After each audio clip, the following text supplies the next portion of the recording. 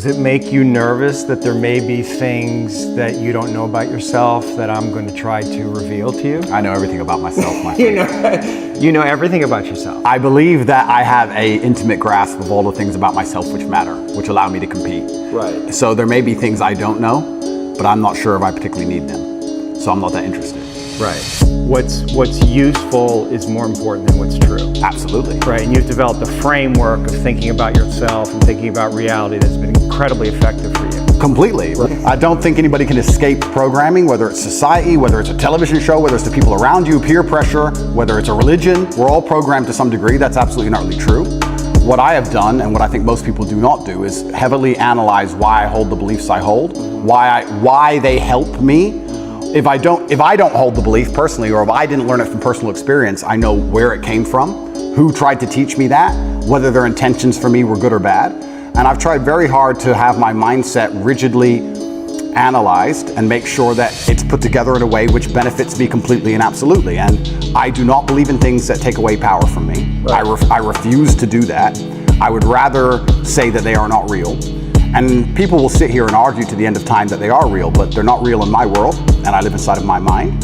So even if you throw me in a Romanian dungeon, the idea that I become a depressed person is not a framework that my mind works within, so I can't become depressed. I can feel a little bit sad, sure, I can feel depressed, but I can't be depressed.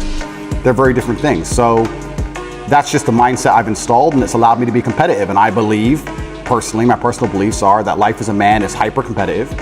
And whatever software you have in your mind should be designed to make you as competitive as possible. And you shouldn't be believing in absolutely anything else. So I've tried very hard to make sure all of my worldviews and all of my experiences and everything is curated and aimed in a direction which is going to allow me to be a fearsome competitor in all realms of human endeavor. Have there been some of your beliefs or convictions that have been challenged? Well, people challenge me often. And what a lot of people don't understand is that I will never adopt the thinking of somebody who is sad, and I will never adopt the thinking of somebody who is less competitive than I am, or less successful than I am. If someone comes along and goes, Andrew, you are wrong, the way you see the world is wrong, but they are suffering from an affliction, why would I adopt a single iota of what they say? So in regards to whether I have had any of my convictions challenged, it's kind of amazing. Maybe it's just a semantics trick, and maybe it's that simple.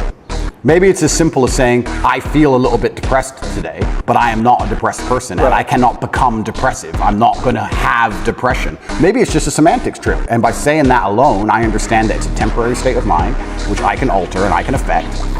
And I've never struggled with long-term depression or long-term negative thoughts because I don't believe in that mental model. I think that your mind, like I said, it's software, it's programmed in, and they say inside the Matrix or in every single video game, there are boundaries and there are limits. There are certain things you can and can't do. And I don't believe my mind can be put in a state of permanent negativity. I don't believe in that. I don't think it's possible, so it just doesn't happen.